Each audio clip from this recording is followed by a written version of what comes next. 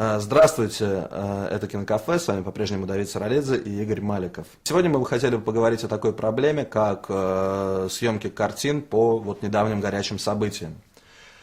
В связи с недавней годовщиной мы бы хотели поговорить о таком фильме, как «Олимпус Инферно». У девчонки реальные съемки начала операции. Если русские это покажут, не отмоется никто. Чаще в народе название фильма встречается такое, как 080808. Это по дате, когда произошел конфликт между Грузией и Осетией, ну и Россией, соответственно. Эти ленты преследуют, вообще-то, несколько целей, да? А основная цель заключается, во-первых, в том, чтобы показать художественными средствами некую современную проблему. Это война, тема, которая всем очень важна и которая у всех на слуху, естественно, по этому поводу снимается игровое кино с претензией на документальность. Почему с претензией? Потому что, с одной стороны, вроде как понятно, что это, по сути, картина снята на основе событий. Но она глубоко субъективная.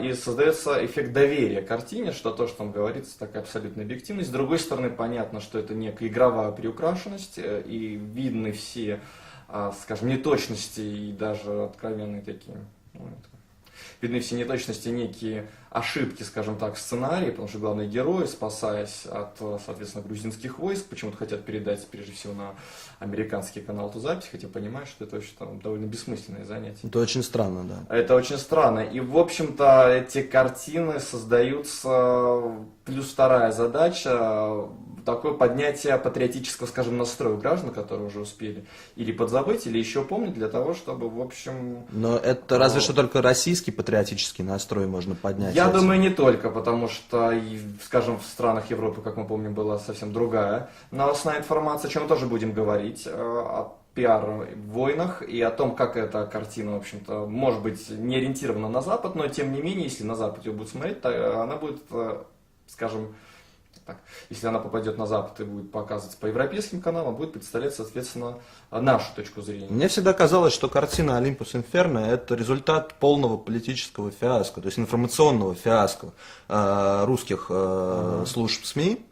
И это, можно сказать, такой последний рывок, какое-то такое предсмертное блеяние.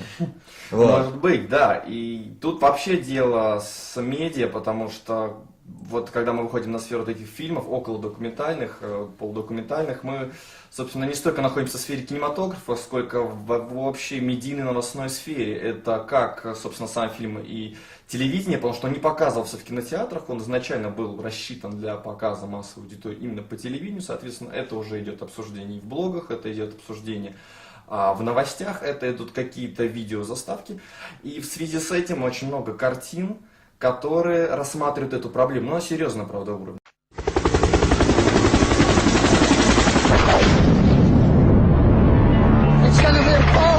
Это будет бомба. Тем более, когда в рецензиях пишут рецензии об этих картинах, очень редко рассказывают о работе оператора, о работе режиссера. Скорее, задача картины не столько вызвать интерес к самому фильму, обсудить фильм, а вызвать интерес к проблеме. Достоверность событий. Да, мы возвращаемся, и я несколько раз присутствовал на обсуждении документальных фильмов среди профессионалов. Я могу сказать, что даже профессионалы редко могут удержаться и не начать обсуждать именно те проблемы, которые поднимает фильм, а не сам фильм. И обсуждая фильм «Олимпус Инферно», я думаю, большинство людей начинают рассуждать именно о проблемах войны, о проблемах отношений, дипломатии и так далее, но не саму картину. Картина как сама по себе произведение киноискусства, кинотворчества не воспринимается. В этом, в общем-то, и есть такая специфика этих фильмов. Насколько я помню, русские были не первыми, кто снял такой фильм. Были и другие попытки съемок полудокументальных, полуигровых фильмов. Например, как JFK Оливера Стоуна, такие картины, как «Падение черного ястреба». Но мы сейчас говорим, да, не игровых картинах, которые снимаются крупных на Западе, в частности в США, но, скажем, у нас в Советском Союзе было в 30-е годы, в 20-е даже очень популярный жанр агитфильма. Фильма, который мог обладать сначала, облекаться в игровую форму, рассказывать о каких-то проблемах или учить чему-то. Типа «Фитиля»? Да, это могло быть, ну, скажем, были картины, которые рассказывали там о каких-то болезнях, о венерических заболеваниях. Соответственно, сначала шла как будто игровая драма, потом, соответственно, шла статистика, как нужно вести себя людям, чтобы не заразиться или вылечиться, и как определить симптомы болезни. То есть это как вот, допустим, в тех же самых американских фильмах, когда американские учебные фильмы, которые заставляют смотреть подростков. Смотрите, Да, это Бобби. Бобби да. сегодня идет в школу. Да, это вот из Мама сделала ему учебного, бутерброды. да, такого кино, что надо сделать, вот, и потом, в общем-то, этот жанр достаточно развивается.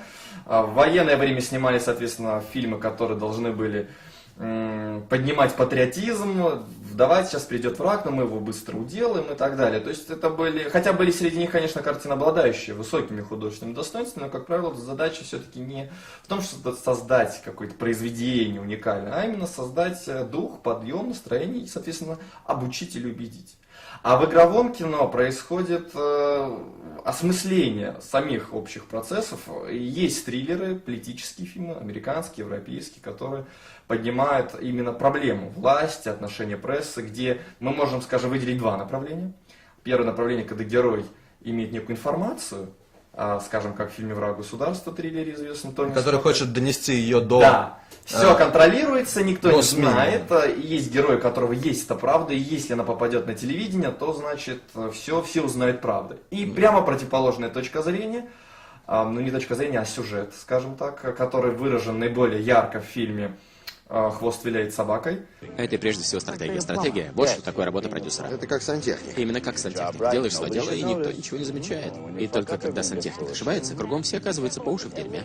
А когда, наоборот, создается властью некая искусственная среда новостей, то есть новости врут, создаются искусственные события, войны, которой нету, как, в общем-то, есть философская доктрина Бодрияра о том, что война в Ираке это была виртуальная война, потому что мы увидели только по телевизору. Мы ее знаем исключительно из новостей, мы не знаем, что было на самом деле. И все современные войны это телевойны, это новости, войны, которые ведутся через средства массовой информации. То есть мы уже не знаем, какая правда. И эти две, вот, на самом деле, взаимоисключающие позиции новости, всегда говорят правду, мы им верим, с другой стороны, новости абсолютная искусственная среда, которую может создать любой человек, как любой человек может создать сайт, блог в интернете и говорить все, что он думает по этому поводу. Получается, что вот фильм «Олимпиус Инферно» в этом плане как раз наиболее интересен. То есть в подобных фильмах есть две крайности. Я попробую разжевать. Да. Есть две крайности. Есть крайность такая, то есть это по сути это та же самая теория заговора, да? То есть в некоторых фильмах СМИ несет позитивную миссию, то есть оно доносит до человечества правду о том, как их обманывает государство. Другая же крайность это когда СМИ является орудием скрывания правды, той же самой. Да, ну, собственно, прямо В «Олимпус Инферно», то есть это вот второе скорее, нежели первое. «Олимпус Инферно», да, это второе, где, хотя видно, что тоже новости все куплено, что идет неправильная информация, но здесь еще такая интересная проблема заключается в том, что вроде как фильм «Агитка», если бы это была агитка, то она либо внесет патриотизм, первое, а второе несет некую информацию, которую человек не знает, или, скажем так, сомневается. Когда мы смотрим некие американские картины, вот, скажем, последний фильм Пола Гринграсса «Не брать живым», где рассказывается, что США не нашли в Ираке ничего опасного, есть герой, который несет эту правду, мы это воспринимаем как нечто само собой разумеющееся, мы это знаем, нам это по новостям говорят. В США гораздо меньше говорят об этом. Для американцев это действительно смелый шаг. И поэтому, когда мы смотрим зарубежные картины, мы должны отдавать отчет в том, что то, что для них является открытием, для нас открытием может не являться. А что, если мы пытаемся выбить для президента Нобелевскую премию мира? Наша работа заканчивается в день выборов. А все-таки? Просто для симметрии. Вот именно. После того, как Киссинджер получил премию мира, я бы не удивился, если бы мне сообщили, что я взял первый приз на скачках. Это да, но президент действительно установил мир. Да, но войны не было. Это еще большее достижение.